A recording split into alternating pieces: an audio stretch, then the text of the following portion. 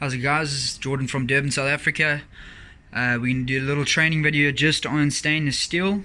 Alright, proceed, Hudson.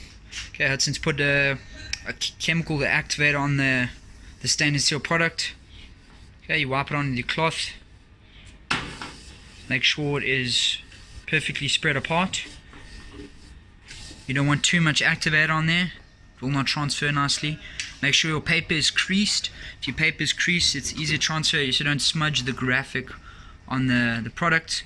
So he puts his finger at the bottom center of the graphic. That holds it in place.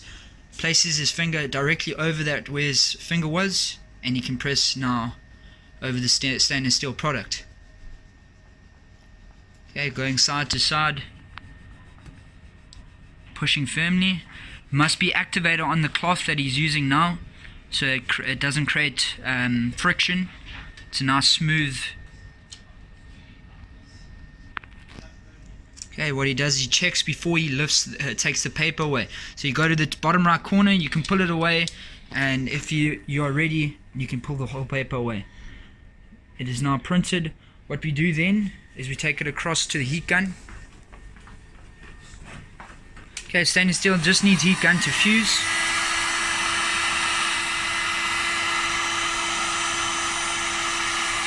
Make sure you get every spot so it then becomes scratch resistant.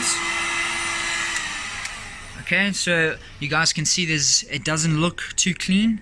Alright, so we're going to come across to this one here. Let's get the spray.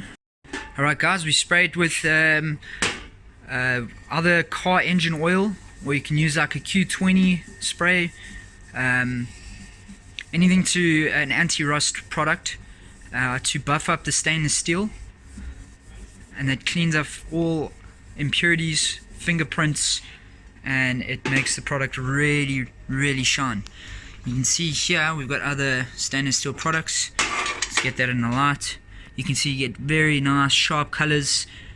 You can get high detail products, and then you got a more this is I think this is a 0% underbase transfer. You can see it's transparent. You can almost see the stainless steel through the graphic, where this is a solid vector. That's about 40% underbase on there, so you can go for different feels if you want to, and that is a 30% print right there, and that is now scratch resistant and dishwasher proof if you're going to be using your travel mags in your dishwasher and your flasks. Alright, thank you.